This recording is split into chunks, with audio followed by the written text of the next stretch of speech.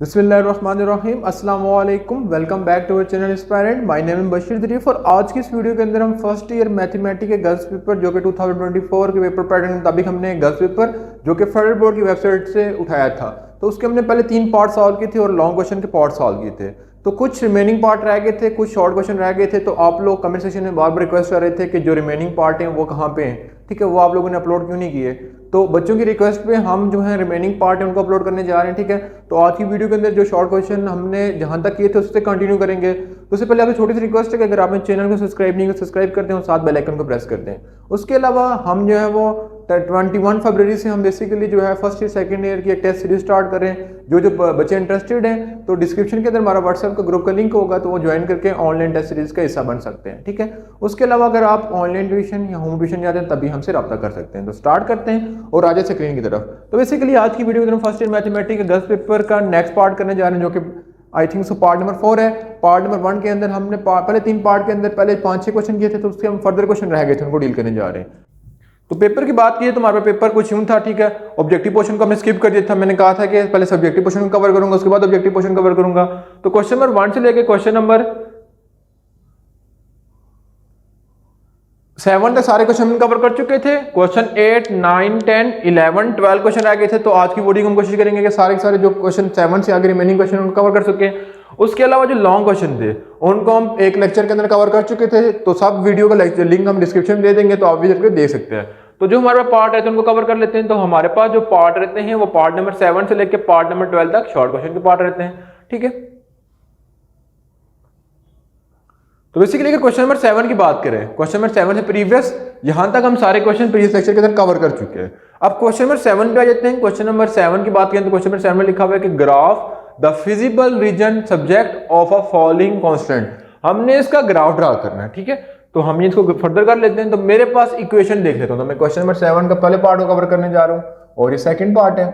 तो बेसिकली अगर question number 7 की बात करें तो हमने feasible region of the following constant draw करना है। दो मेरे पास लीनियर इक्वेशन गिवन है और ये मेरे पास पॉइंट लिखे हैं जिनकी वजह से मैं बताऊंगा कि कौन सा कोऑर्डिनेट में है, ठीक है। तो इस क्वेश्चन को मैं नीचे लिख लेता हूं। तो अगर क्वेश्चन की बात करें तो मेरे पास ये जो दो वैल्यू लिखी है x greater than 0 and y greater than 0, ये हमारे पास शो करते हैं कि फिजिबल रीजन कौन से क्वाड्रेंट में होगा, कौन से क्वाड्रेंट में बन रहा है। यानी x greater than 0 mean x की वैल्यू भी positive and y greater than 0 mean y की वैल्यू भी पॉजिटिव। तो अगर हम यहाँ पे क्वाड्रेंट ड्रा कर लें तो ये मेरे पास x होता है, ये y एक्सिस होते हैं, ये नेगेटिव x, ये नेगेटिव y। तो पहले क्वाड्रेंट के अंदर x भी पॉजिटिव y भी पॉजिटिव, सेकंड क्वाड्रेंट के अंदर x नेगेटिव y पॉजिटिव, ठीक है। थर्ड क्वाड्रेंट के अंदर x भी नेगेटिव y भी नेगेटिव, फोर्थ क्वाड्रेंट के अंदर x पॉजिटिव y नेगेटिव, ठीक है। तो हमें से पता चल रहा है कि हमारे पास x greater than 0 y greater than 0 mean जो मेरे पास कंडीशन थी वो अब ये जो कंडीशन है ये हमारे पास आ रही है फर्स्ट क्वाड्रेंट के अंदर, ठीक है। तो मैं कहूंगा कि x greater than 0 and y greater than 0 showing the graph the visible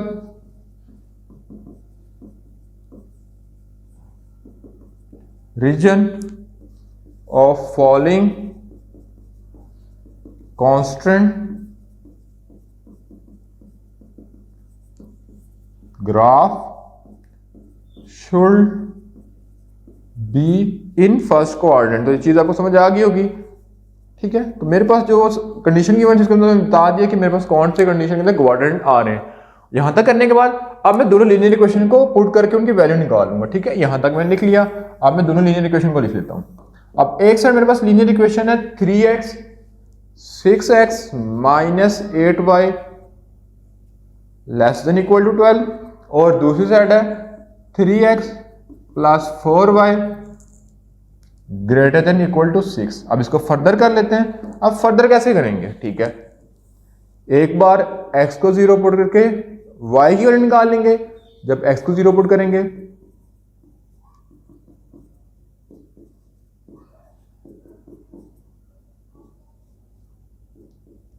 3 4 3 12 4 2 8, तो ये आ गया -3/2 मीन जब हमने x 0 पुट किया y कितना आ रहा है -3/2। तो ये चीज आपने याद रखनी है कि जब भी हम कोऑर्डिनेट लिखते हैं तो पहले x की वैल्यू आ जाएगी फिर y की वैल्यू आ जाएगी। एक्स की वैल्यू में 0 पुट की थी और वाई का उसका आंसर क्या था -3/2। अब मैं वाई को 0 पुट करके एक्स की वैल्यू निकाल लूंगा, ठीक है। तो मैं यहाँ पे जब वाई की वैल्यू को 0 पुट करूंगा, मैं पुट करूंगा y इज इक्वल टू 0, ठीक है। तो इस पूरी कंडीशन में जहां जहां y है वहां पे 0 पुट कर दूंगा, तो ये 8 of 0 is equal to 12, 6x is equal to 12, x is equal to 2 आ जाएगा। तो मीन जब मैंने y को 0 पुट किया तो x इतना आ गया 2। ये चीज भी आपको समझ आ गई होगी। फिर फर्दर हम आ जाते हैं इस पे, ठीक है। जब इस पे आएंगे तो मेरे पास पहले मैं x को 0 पुट करूँ, जब x को 0 पुट करूंगा तो 4y is equal to 6 mean मीन y is equal to 3/2। Mean जब x को 0 पुट किया y कितना आ गया 3/2। इसी तरह मैं अब पुट कर लेता हूँ बेसिकली y को 0।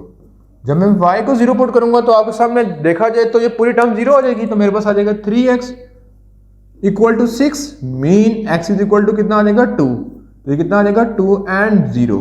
तो हमारे पास एक वैल्यू आ रही थी 0 -3 2 और एक वैल्यू 2 0, इस तरह इसकी आ रही है। तो अब इसकी मैं यहाँ पे ग्राफ ड्रा कर लेता हूँ।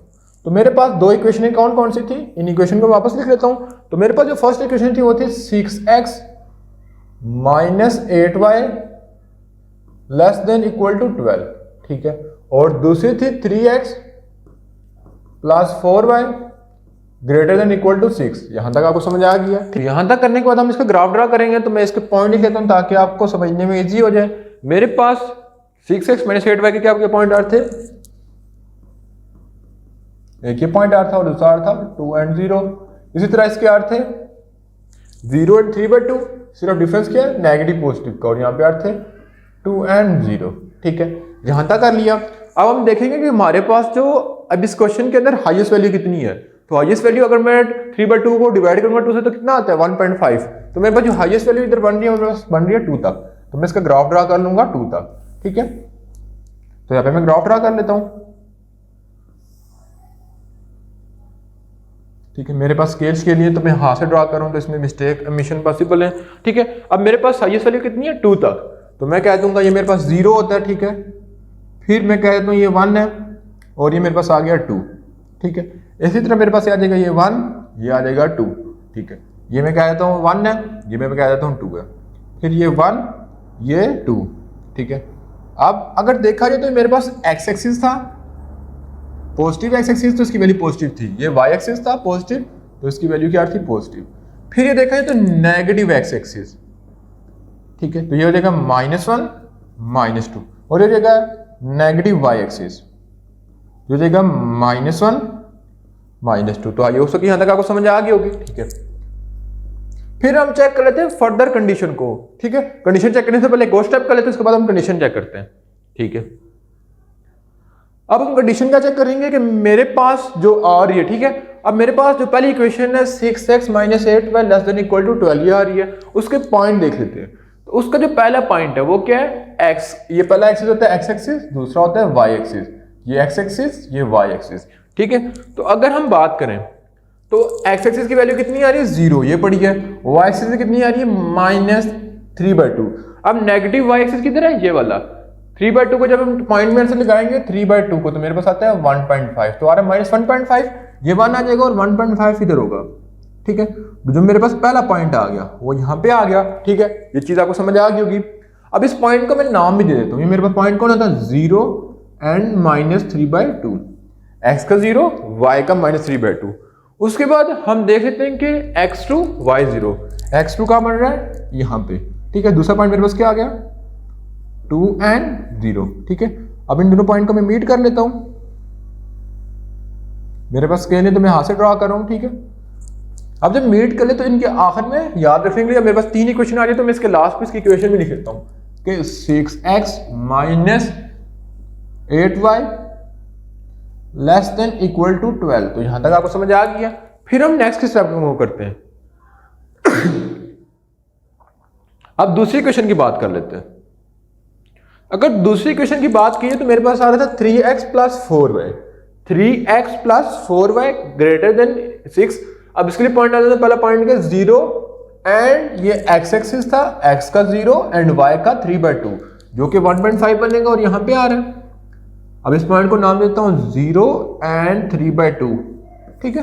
और ये दूसरी होगा क्या बन रही है 2 and 0, जो कि मेरे पास ये है, ठीक है। फिर इसको मीट कर लूंगा इसके साथ। आप याद रखने के लिए इस इक्वेशन के लास्ट पे इसका नाम लिख लेते हैं, जो कि मेरे पास कितना आ रहा था 3x + 4y > 6, ठीक है। अब क्वेश्चन यहां पे खत्म नहीं हुआ, अब हम इसको फर्दर चेक भी करना है। अब जो इक्वेशन नंबर 1 है, ठीक है, अब इक्वेशन नंबर जो 1 है, अब इक्वेशन नंबर 1 कौन सी है हमारे पास, ये वाली, इसको चेक कर लेते हैं। 6x - 8y > 12। अब इसका हम टेस्ट कर रहे हैं, ठीक है, तो मैं यहां पे लिख सकता हूं टेस्ट पॉइंट। तो मैं पुट करूंगा दोनों कंडीशन में x को भी 0 y को भी 0। टेस्ट के लिए हम क्या करते हैं कि x को भी 0 पुट करते हैं, y को भी 0 पुट करते हैं। जब x को भी 0 पुट करेंगे, y को भी 0 पुट करेंगे, तो मेरे पास आ जाएगा 0 <= 12। मीन 0 12 से छोटा है, जो कि कंडीशन मेरे पास आ रही है ट्रू, ठीक है। उसके बाद सेकंड कंडीशन को भी चेक कर लेते हैं। उसके बाद मैं एक और चीज आपको समझाता हूं। फिर नेक्स्ट है कि 3x + 4y > 6। फिर हम कर लेते हैं टेस्ट पॉइंट। और जो टेस्ट पॉइंट हो गया तो हम वापस 0 and 0 को पुट करेंगे। तो जहां पे x होगा वहां पे 0, y होगा 0, तो मेरे पास आ जाएगा 0 > 6 विच इज फॉल्स, ठीक है। तो यहां तक आपको समझ आ गई है। उसके बाद यहां तक समझ आने के बाद अगर हमारे पास कंडीशन ट्रू हो, ठीक है, ऊपर वाली इक्वेशन जो 6x - 8y की कंडीशन ट्रू है, तो उसकी हम शेडिंग करते हैं इनवर्ड, ठीक है। अगर कंडीशन फॉल हो तो उसकी शेडिंग क्या करते हैं आउटवर्ड। ये चीज आपको समझ आ गई है। उसके बाद फर्दर कर लेते हैं। तो अगर मेरे पास कंडीशन ट्रू होती है तो इसकी शेडिंग मेरे पास आती है इनवर्ड। कौन सा क्वाड्रेंट था, फर्स्ट क्वाड्रेंट, ठीक है। अब फर्स्ट क्वाड्रेंट में शेडिंग होगी तो ये वाली जो लाइन थी 3x + 4y > 6 की कंडीशन क्या थी, फॉल्स। तो इसकी में शेडिंग, अगर ये कंडीशन ट्रू होती है, कंडीशन ट्रू होती है तो हम शेडिंग इधर करते हैं। अगर कंडीशन बेसिकली यहां तक कर दिया तो यहाँ पे आपको दो चिन्ह नजर आ रहे हैं, एक ट्रू एंड फॉल। अब ट्रू एंड फॉल का मकसद क्या है, अगर कंडीशन जैसे 6x - 8y की कंडीशन ट्रू है, तो अगर कंडीशन ट्रू हो तो उसकी शेडिंग करते हैं हम क्वाड्रेंट के इनसाइड, जो लाइन होती है उसके इनवर्ड करते हैं। और अगर कंडीशन फॉल हो तो उसकी हम शेडिंग करते हैं आउटवर्ड, ठीक है। तो हमने शेडिंग कर लेंगे। अब हम शेडिंग करके फिजिबल रीजन के ऐसा रीजन जो दोनों के अंदर कॉमन आ रहा होता है, तो देख लेते हैं कि ऐसा कौन सा रीजन है जो दोनों के अंदर कॉमन आ रहा है, ठीक है। तो यहां पे बात की जाए तो ये मेरे पास 6x - 8y <= इसकी कंडीशन क्या आ रही है, ट्रू। ट्रू आ रही है तो हमारे पास इसकी जो शेडिंग होगी इनवर्ड आएगी। लेकिन हमारे पास फर्स्ट क्वाड्रेंट के अंदर तो ये लाइन शुरू यहां से होती है, तो हमारे पास फर्स्ट क्वाड्रेंट के अंदर यहां से यूं लाइनें आ जाएंगी, ठीक है, यूं यूं यूं यूं यूं, ठीक है। ये आपने ड्रॉ कर लेनी है, ठीक है। उसके बाद अगर सेकंड की बात की जाए, कंडीशन फॉल है तो लाइन की शेडिंग आउटवर्ड होगी, ठीक है, यूं यूं यूं यूं यूं यूं। तो बेसिकली ये इस डायग्राम का फिजिबल रीजन बन गया। तो ये चीज आपको समझ आ गई होगी। उसके बाद क्वेश्चन नंबर 8 के बाद हम मूव करते हैं क्वेश्चन नंबर 7। तो इसका आप स्क्रीनशॉट ले लें, ठीक है। तो स्क्रीनशॉट लेने के बाद हम मूव करते हैं नेक्स्ट क्वेश्चन की तरफ। तो इसको मैं रेस कर लेता हूँ। क्वेश्चन नंबर 7 के बाद हम मूव करते हैं क्वेश्चन नंबर 8 की तरफ। तो अगर हम क्वेश्चन नंबर 8 की बात करें तो क्वेश्चन नंबर 8 में लिखा हुआ है कि cos 5 theta + 2 cos 3 theta + cos theta 4 cos square theta cos 3 theta. अब इसकी इक्वल प्रूफ करना है, तो हम लेफ्ट हैंड साइड को ले लेंगे। तो बेसिकली चैप्टर नंबर 10 का क्वेश्चन है। तो अगर हम लेफ्ट हैंड पे लें तो लेफ्ट साइड पे हमारे पास क्या वैल्यू थी, हमारे पास वैल्यू आ रही थी cos 5 theta + 2 cos 3 theta + cos theta. अब इसमें फॉर्मूला अप्लाई करने की कोशिश करेंगे तो ये cos 5 थीटा, इसमें फॉर्मूला अप्लाई नहीं हो सकता क्योंकि इसके पीछे 2 आ रहा है, ठीक है। तो हम इन दोनों कंबाइन करके लिख लेते हैं। जब इन दोनों को इकट्ठा करके लिखेंगे तो हमारे पास क्या आ जाएगा, cos 5 theta and cos theta 2 cos 3 theta, ये आ जाएगा, ठीक है। तो अगर हम बात करें तो यहाँ पे फॉर्मूला लगता है। अब किस चीज का फॉर्मूला लगता है, मैं नीचे लिख लेता हूँ। तो बेसिकली यहाँ पे हमारा फॉर्मूला लग रहा होगा cos, इसको मैं कहता हूँ ये P है, प्लस इसको बोल देता हूँ cos, ये क्या चीज है Q, ठीक है। किससे को लगता है 2 cos P + Q / 2 and cos P - Q / 2, ये आ जाएगा, ठीक है। अब मुझे पता है कि ये वैल्यू किसकी थी, P की, एंड ये वैल्यू किसकी थी, Q की। तो इंप्लीमेंट कर लेता हूं। तो अब इस फॉर्मूले के अंदर मैं फॉर्मूला लगा दूंगा तो मेरे पास आ जाएगा 2 cos पी की वैल्यू कितनी थी 5 theta plus theta divided by 2 and cos 5 theta minus theta divided by 2। अब इन दो वैल्यू पे माइनस लगा था फार्मूला, साथ आ जाएगा 2 cos 3 theta has it is, ठीक है, यहाँ का समझ आ गया। फिर जो फर्दर करेंगे 2 cos 5 4 1 6 theta divided by 2 and cos 4 theta divided by 2 plus 2 cos 3 theta, ये आ जाएगा। फिर फर्दर करेंगे 2 कॉस 3 थीटा डिवाइडेड बाई 2, तो जब फर्दर करेंगे तो हमारे पास क्या आ जाएगा 2 cos 6 divided by 2 3 theta and cos 2 theta plus 2 cos 3 theta. अब इन दोनों में कोई फॉर्मूला अप्लाई नहीं हो रहा, तो हम देखेंगे दोनों में कोई चीज कॉमन तो नहीं है, तो मेरे पास 2 कॉस थीटा 2 कॉस थीटा दोनों में आ रहा है, तो इसको मैं बेसिकली क्या कर लूंगा कॉमन ले लूंगा, ठीक है। जब मैं कॉमन लूंगा तो मेरे पास क्या आ जाएगा 2 कॉस थीटा कॉमन चला जाएगा, बाकी क्या बचेगा हमारे पास कॉस 2 थीटा प्लस इधर आ जाएगा 1, ठीक है। अब ये आ गया, अब हमने cos 2 थीटा आ गया। अब cos 2 थीटा हमारे पास यहाँ पे ये 1 नहीं आ रहा, तो इस 1 को मैंने खत्म करना है, तो मैंने cos 2 थीटा के 3 फार्मूले पढ़े थे, मैं यहाँ पे आपको तीनों लिख के दे देता हूँ, ठीक है। अब cos 2 थीटा के हमने कौन से 3 फार्मूले पढ़े थे, cos 2 theta is equal to cos square theta minus sine square theta, cos double angle के फार्मूले की बात करूँ। दूसरा फार्मूला पढ़ा था 2 cos स्क्वायर थीटा माइनस 1 और लास्ट वाला 1 माइनस 2 साइन स्क्वायर थीटा। तो हमने वो फॉर्मूला यूज करना है इन तीनों के अंदर से जिसकी रिस्पेक्ट से ये 1 खत्म हो जाएगा, तो मेरे पास दूसरा फॉर्मूला यूज होगा क्योंकि -1 आ जाएगा, ठीक है। तो आ जाएगा 2 cos 3 थीटा।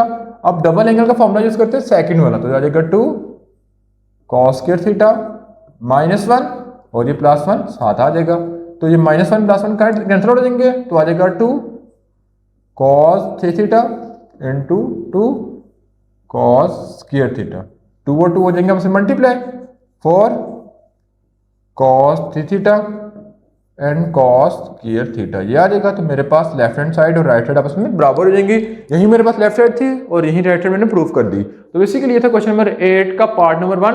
तो बेसिकली मैं साइड भी होगा तो आप इसका स्क्रीनशॉट ले लें, ठीक है। इसके बाद हम क्वेश्चन करते हैं क्वेश्चन नंबर 2 को। तो बेसिकली उसके बाद हम मूव करते हैं क्वेश्चन नंबर 8 के बाद हम मूव करते हैं क्वेश्चन नंबर जो है वो 8 के सेकंड पार्ट की तरफ, जिसके लिखा हुआ कि find domain and range of the following function. तो हमने डोमेन एंड रेंज फाइंड करनी है और पीरियड फाइंड करना है इस फंक्शन के अंदर। तो मेरे पास जो क्वेश्चन लिखा हुआ, मेरे पास क्या लिखा हुआ कि y is equal to a divided by 5 cot 2 by 5x। अब इसकी मैंने डोमेन एंड रेंज फाइंड करनी है, तो डोमेन एंड रेंज फाइंड करने के लिए मैंने आपको कहा था एक टेबल है, इसको आपने याद कर लेना है, ठीक है। उस टेबल की मदद से अगर मैं बात करूं जो सिंपल कॉट की, ठीक है, वो टेबल आपको साइड में नजर भी आ रहा होगा स्क्रीन के ऊपर, ठीक है। मैं स्क्रीन पे उसकी पिक्चर लगा दूंगा, आप उसको देख के कर सकते हैं। तो अगर मैं बात करूं तो मेरे पास अगर सिंपल, मैं यहाँ पे सिंपल फंक्शन की जो मेरे पास होता है cot x, अब cot x की मैं डोमेन को भी लिख लेता हूँ जो कि आपको साइड डायग्राम में नजर भी आ रहा होगा, और रेंज को भी लिख लेता हूँ। अगर मैं डोमेन की बात करूं सिंपल कॉर्ड के फंक्शन की, तो मेरे पास डोमेन क्या बनी होती है कॉर्ड के फंक्शन की कि x belong to set of all real number except n pi, ठीक है। कॉर्ड फंक्शन की डोमेन ये आ गई है। उसके बाद रेंज की फाइंड करूं तो वो होते हैं set of all real number. उसके बाद हम फर्दर कर लेते हैं। अगर हम फर्दर बात कीजिए तो 12.1 मैंने आपको कराई थी, तो कैसे कराई थी, मेरे पास में से काउंट करो तो p का फंक्शन है, फिर cot a ऑफ x। तो अगर मैं कंपैरिजन करूं, ठीक है, तो मेरे पास जो p की वैल्यू आ रही है, ठीक है, मैं यहां पे साइड में लिख लेता हूं। तो p की वैल्यू मेरे पास इधर से बच रही है कि 8/5 और a की आ रही है बेसिकली 2π/5। ये चीज आपको समझ आ गई होगी, ठीक है। तो अगर मैं कंपैरिजन करूं, यहां पे मेरे पास आ रहा था बेसिकली x, यहां पे कॉर्ड का जो एंगल था वो x था, यहां पे एंगल क्या है 2π/5। तो मैं यहां पे लिख लूंगा बेसिकली कि 2π/5 जो कि मेरे पास आ रहा था बेसिकली यहां से, यहां पे x था, यहां पे x क्या आ रहा है 2π/5x, ठीक है। दोनों कंपेरिजन करके कह रहा हूं कि belong to set of all real number n pi, ठीक है। तो अगर हम फर्दर गौर करें तो हमारे पास ये चीज बता रही थी कि मतलब कि x belong to set of all real number except n pi, mean x will not equal to n pi. ये चीज आपको समझ आ गई है। तो ये चीज यहाँ पे ये शो करी है कि हमारे पास 2π/5 x will not equal to n pi. यहां तक वो क्लियर है। मैंने x की वैल्यू फाइंड करके डोमेन और रेंज फाइंड करूंगा, तो मैं x के अलावा जितनी वैल्यू होंगी दूसरा ले जाऊंगा। x will not equal to 5/2 pi, और ये साथ जो n और पाई ये आ जाएगा, ठीक है। पाई और पाई कैंसिल आउट हो जाएंगे, तो मेरे पास आ जाएगा x will not equal to 5/2 n, ठीक है। तो अगर मैं डोमेन की बात करूं, ठीक है, तो मैं लिखूंगा कि डोमेन और जो ऊपर हमारा फंक्शन गिवन है उसकी डोमेन क्या बन रही है कि सेट ऑफ, ये जो फंक्शन आ रहा था उसकी डोमेन क्या बनी थी कि x will belong to set of all real number except कौन सी वैल्यू आ रही है 5/2 n होगा, तो उस पर हमारे पास अनडिफाइन होगी, मैथ एरर देगा, ठीक है। तो ये चीज आपको समझ आ गई है। उसके बाद हम रेंज की बात कर लेते हैं। तो इसी के नीचे मैं रेंज को कैलकुलेट कर लेता हूं।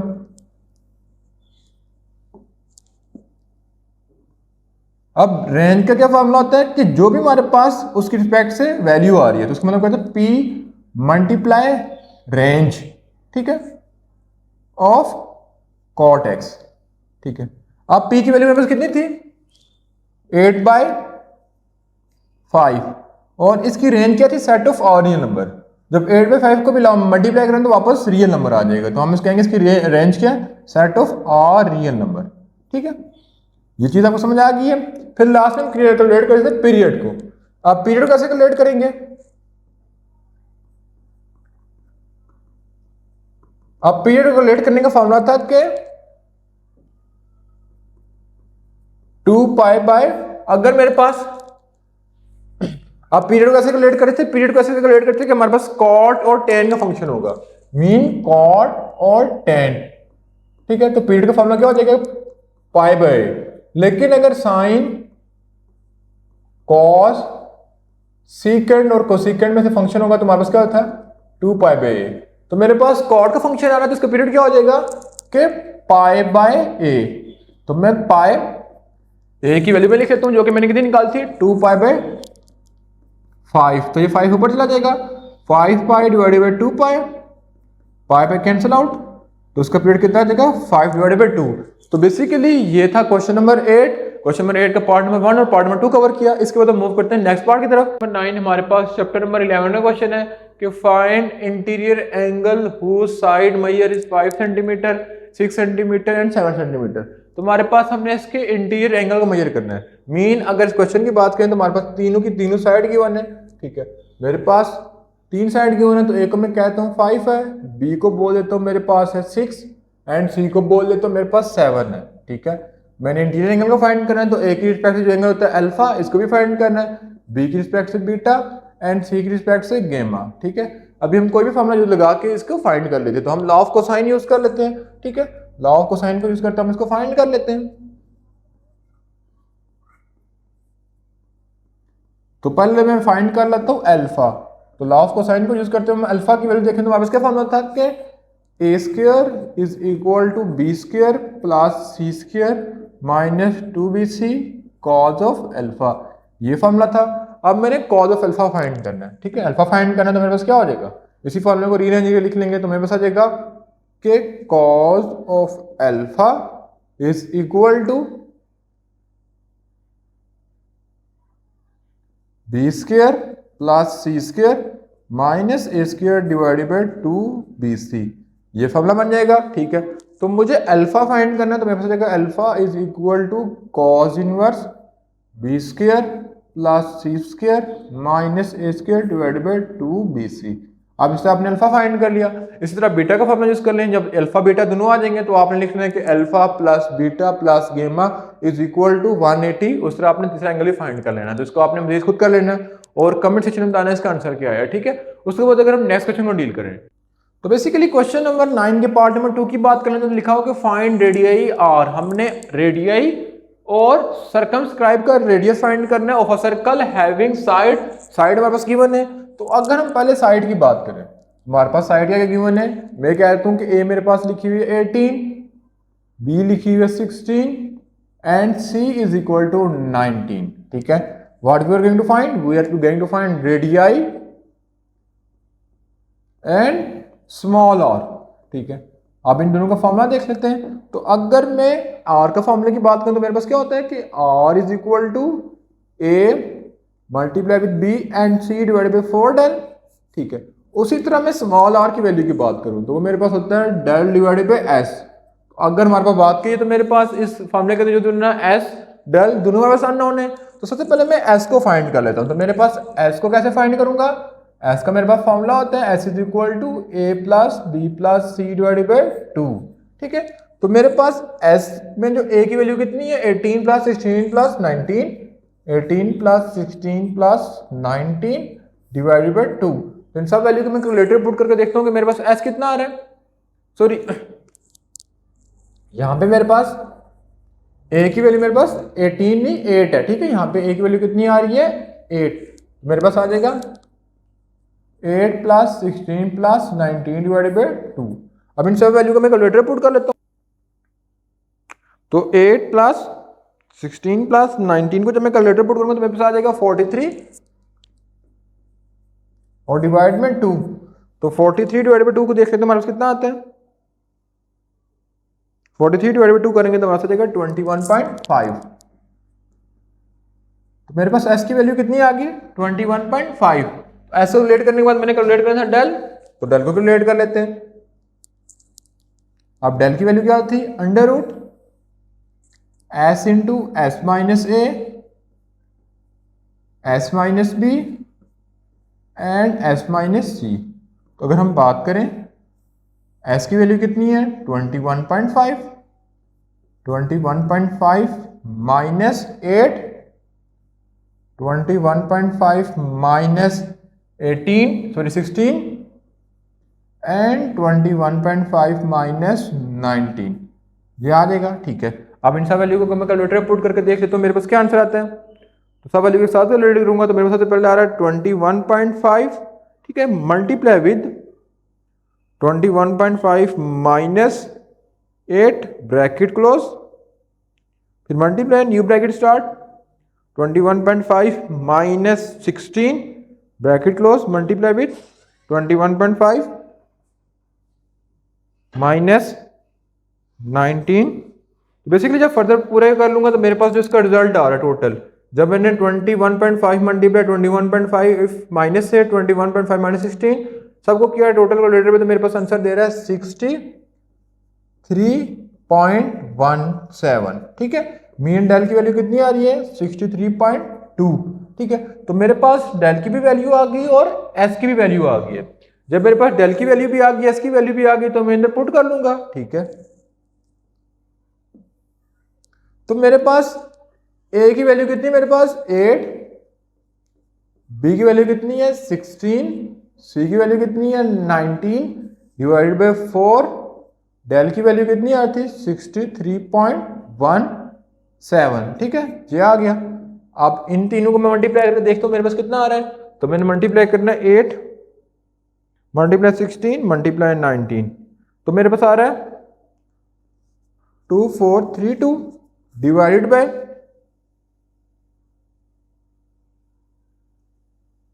4 मल्टीप्लाई 63.17 जो कि मेरे पास आ रहा है 252.68। अब इन दोनों को डिवाइड कर लेता हूं तो मेरे पास आ रहा है 2432 डिवाइडेड बाय 252.68 जिस पे मेरे पास आंसर आ जाएगा 9.6। तो मेरे पास कैपिटल आर कितना आ रहा है 9.6। अब कैपिटल आर कैलकुलेट के बाद हम स्मॉल आर कैलकुलेट कर लेते हैं। डेल की वैल्यू कितनी आ रही थी 63.2 डिवाइडेड बाय ऐसी कितनी आ रही है 21.5। दोनों को डिवाइड कर लेता हूँ 63.2 डिवाइडेड बाय 21.5 तो मेरे पास आ जाएगा 2.9 मीन 3। आर मेरे पास 3 आ रहा है और कैपिटल आर अप्रॉक्सीमेटली 9.6 जिसको हम 10 काउंट कर लेंगे। ठीक है, तो बेसिकली क्वेश्चन नंबर 9 था। उसके बाद हम डील करेंगे क्वेश्चन नंबर 11 को फिर 12 को। ठीक है।